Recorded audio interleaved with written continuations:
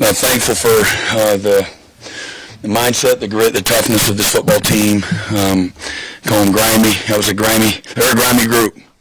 And I say that with great respect. Relentless mindset, passionate about one another, their opportunity, love to compete, and never losing hope or belief. They're playing a really good team.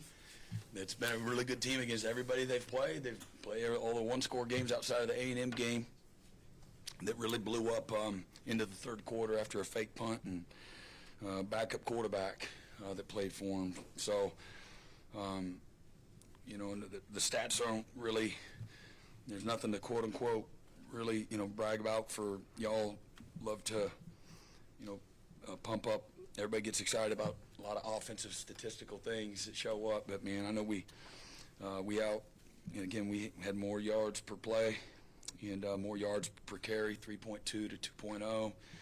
In the yards per carry, 4.5 to 4.2 in yards per play. We did what we needed to do to win. And, we tried to push the ball down the field. Didn't really go our way like we wanted to, except when they hit Sategna in the, on the slant, man, and he was, what a great play, that was. And, but the second half, I think they had 9 rushes, went for 0 yards, and thought, again, defensively, just, again, punt, interception, punt, downs, interception. Just second half was fantastic. We had a great drive. We had to settle for a field goal coming out of halftime. And just some amazing moments. I'm always fired up when we're playing to our ability. Made a few slight adjustments in the second half defensively. And really, our guys just, man, their will and their toughness were just, fantastic. Offensively, again, hard to get into a really good rhythm. Again, we've got to be better. There's more there. We missed some opportunities to stay on schedule, and we'll learn from those. And again, I told the team we were 8-2 last week. We're 9-2 this week, and nobody is.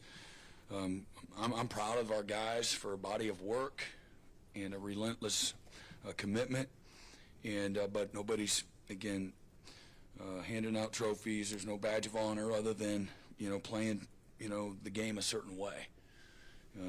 Physical, took care of the ball, +2 again. We're +10 the last 3 games, and or 10 turnovers the last 3 games, and that's how you got to go win. And we had 2 takeaways the first 6 games, and then 10 in our last 5 games. So really great work. And so with that, I'll open it up. The slant to Isaiah. You weren't playing great at the time. Things were going against you. It seemed not just flip the score, but flip the momentum. Who wasn't playing great? The offense? Well, because they weren't either then. Yeah, but you've given up a drive or 2 that you weren't proud of, I'm sure, too. But either way, yeah.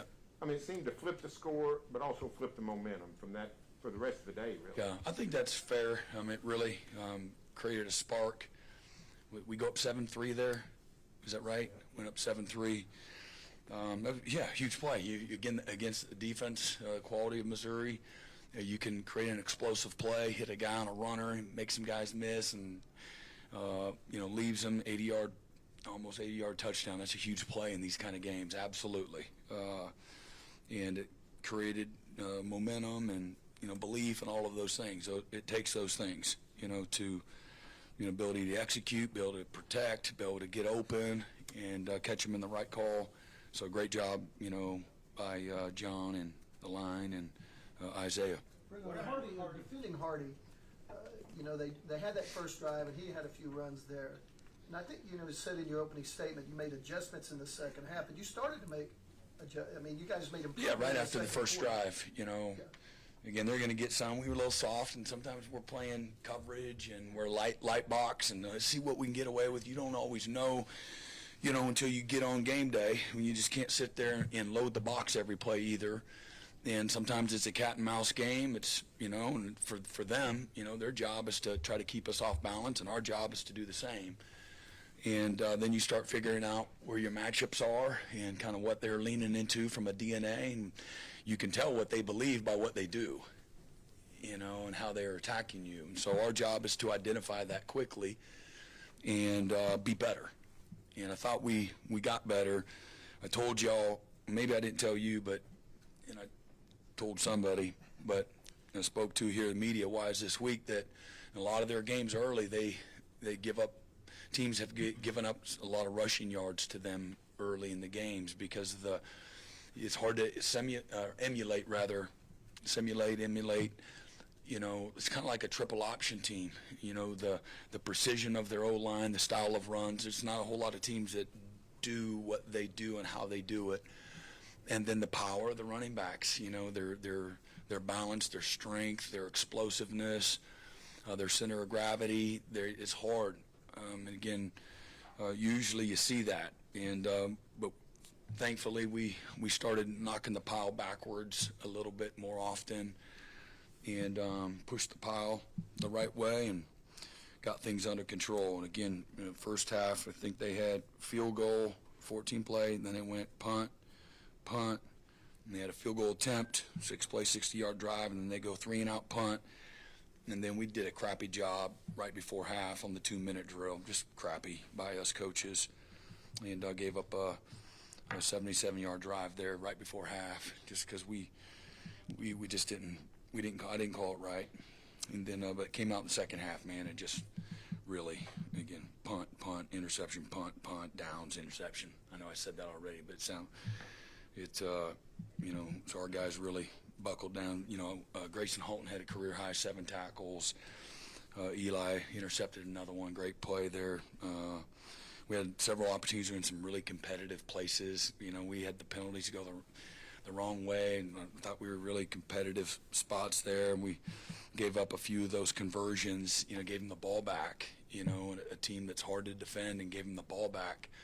You know, and some of those we gave them. I don't know if that was 3 or 4 penalties. We had one on the sideline that doesn't represent us the right way, and everybody deserves some grace, and we got to be better there. And then Reggie got kicked out of the game. How'd that look on tape? Yeah, was it? But anyway, guys did what we needed to do, and I love the cadence and the rhythm of this team. And you know, having done this a long time and been on different teams that have different styles and different DNA, we got a really nice cadence and rhythm, belief system, synergy. I've been talking about that. I think that was a difference maker today. And but more than anything, guys, just grimy and winning a certain way. And it starts with mindset, the physicality, taking care of the ball, being patient when you need to, taking what's there. And we can be better in all those areas. You know, need to be better and continue to improve. I believe that there's tremendous opportunity to continue to improve. You know, several guys, again, that are playing significant roles are still very young players, and will continue to get better. And again, got another great challenge, you know, sitting in front of us here going into, you know, next weekend. Brent, you talked earlier this week about your running back depth. Xavier Robinson today. What's Yeah, man, I just brag on him. He showed up on Monday. You know, he got a sprained knee, and this is a guy. Some guys might run to the sideline of the training room, and he didn't. And he's like, put me in a brace, you know, and let me go on Monday. And you know, that's what guys from Carl Albert do. You know, they show up. You know, even when it hurts. And, you know, I mean, going into, you know, talking to our players back in fall camp, you know, talked about, you know, this is football.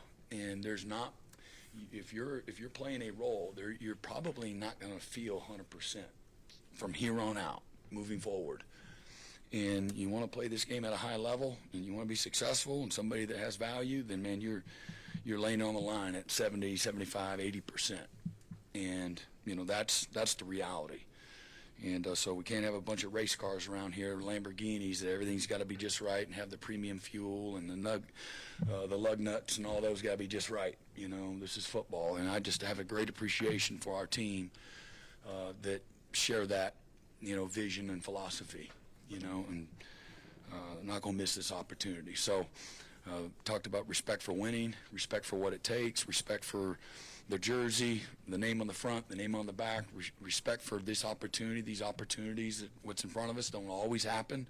So don't get bored with it. You know, the routine, the structure, week 11, whatever, week 12, whatever it is, you know, really value, you know, this opportunity and respect for your teammates too. And nobody can have success by themselves. And we're all dependent upon each other to share in that success. And so, you know, show back up, ready to go. You know, renew your spirit, get your mind right, enjoy tonight, and stay humble, stay thankful, stay hungry, and get ready to go back at it again here, you know, on Monday. Second straight week, the Bourne brothers come through for you. Yeah, I mean, I love those guys. I mean, they're a joy to coach. They let you push them. They're willing to have honest conversations. They take responsibility when it ain't good. No finger pointing, no blame. That's just two guys that represent everything that we're about the right way. They're excellent playmakers, and nobody's perfect. And but great young men, great teammates, great family, and huge impact, you know, for what we're doing on defense. Brett, you talked about cadence of this team, and in today's era of football, the cadence that's expected is a lot of points, and people get really uncomfortable. Who said? Who said?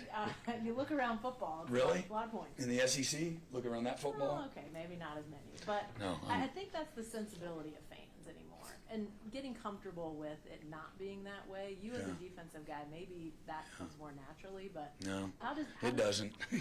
You know, you live and die in every conversion. You live and die in every punt. You know, you live and die in every missed block or drop ball. You really do.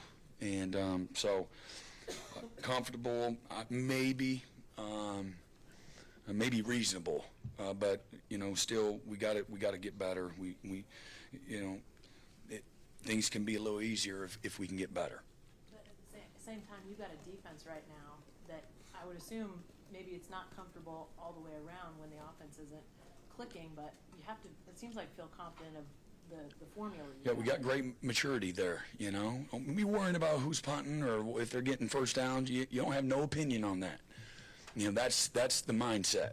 And you go do your job, you know. You should relish the opportunity to go back out there and do it again, and do it again, and do it again, and do it again. Whatever it takes, that's your job. And none of those guys need to be concerned about being an offensive coordinator. And they're not. They're a humble group of guys that they got big expectations and high standards. And again, as we said going into the year, we got a great group of guys that are highly invested. And then we've recruited and attracted, you know, a group of guys to join them that have the same type of, you know, mindset and standards. Brent, midway through that third quarter there, they had a 4th and 3. They originally lined up to go for it. Then you called timeout. Then they opted to kick the field goal. You guys blocked it. Can you talk me through sort of that chess match between the two sidelines on what you saw there and just how big of a change of momentum that was? Yeah, I mean, that was a great moment in the second half. And we just wanted to get a peek at what they were going to be in. And we liked what we had called, but wanted to see what, you know, as much of a glimpse to make them go to the next best play. You know, they probably had one play they loved there. Maybe we saw it later when they went for it and we stopped them on the 4th down. But, yeah, big play. I mean, let's face it, the block kick, they've been leaking their coverage, leaking, you know, inconsistent in how they've kicked field goals. And so, again, our defense did an amazing job there at coming up with another huge stop, huge play. Another, again, blocked field goal, and our coaches did a great job of having, you know, that was a very, you know, defined plan, you know, how we were going to attack them, their protection. Whether make or miss, obviously you blocked it, but do you count that as a win that you got them out of what they wanted to do? You saw it and then you... I mean, yeah, you're always, yeah, I'd rather they try the field goal. I don't know. Maybe, I don't know. I'd rather them trot the field goal unit out there, you know, and then there's an opportunity to keep them out of the end zone. So, you know, our guys did a great job there. John's day overall. Yeah, really good. Again, had to earn everything he was given. Again, 2 touchdowns, 175 yards. missed a couple, made some really good plays, ran every single one of his yards were earned, hard-earned yards, and again, took care of the ball. And that's a winning formula. You get good defense, good special teams, take care of the ball, win the margin, outrush them. And again, that was, the nation's, leader in rushing and the number one team in the SEC comes to rushing per game. And, our guys outrushed them 3.2 to 2.0. And so everything goes through the quarterback. We all know that. 100% in the red zone. We got down there, were able to keep that streak alive, scored a touchdown, and had some other opportunities too that we'll learn from. Frank, can you talk about Jacoby Johnson? You made the- What a good play. That was right after Reggie had the targeting, the next play. Yeah, we had an edge pressure, zone blitz, and he did a great job. They came out with a formation that we hadn't worked that exact route, but he just played, his fundamentals and technique within the scheme, and that's a really good example of we've had some sound issues here in this room here the last couple of weeks, so I think we're back on. And right on time, but no, Jacoby, that just shows his growth and maturity. Remember, he came here as a country cover 3 corners, really a dynamic skill player on offense, and that just, for me, that just showed this great maturity in his development, and had big vision they ran, I think, maybe a triple post, and he had big vision on the over. Quarterback didn't see him, and then he got himself in position, went chest to chest, and then speed turned and got his eyes back around, became the receiver. And it was a clinic play and a huge play. Talk about a momentum killer, and again, just everything today was going to be hard. And when they got the automatic first down after getting a big stop, I call it a stop because, man, we had great coverage and we had a breakup. We had tipped the ball, and then to take that air right back out of their side, man, huge. Because they had some life early, sometime midway through the third quarter. Big play, huge play. One of probably the top 4 or 5 impactful plays in the game, in my opinion. Brandon Heineke led the team in tackles today, and obviously just over the whole course of the series had a much bigger role than he did previously, and so I just want to ask you, what has led to him having such a big role this year? Yeah, I'm thankful for his persistence, his determination. He's one of he and Fabechi were our Don Key Award winners. I mean, man, he's been nothing short of spectacular. Leading, showing up ready, selfless, and like I said, this doesn't happen if he wasn't determined to make it happen. And those in life, those that watch it happen, those that make it happen, and those that wake up and say, what the hell happened? And he's a guy that has chosen to make it happen. And, he's kind of done the unthinkable in many ways. And it goes out of high school on scholarship to Ohio State as a lacrosse player. And next thing you know, he's a Don Key Award winner. He's on one of the best defenses in college football, one of the best teams in college football, and he's has a big-time role, big-time impact. So really a cool story, and really, really proud of him. All right, Thanks, Brian. appreciate y'all.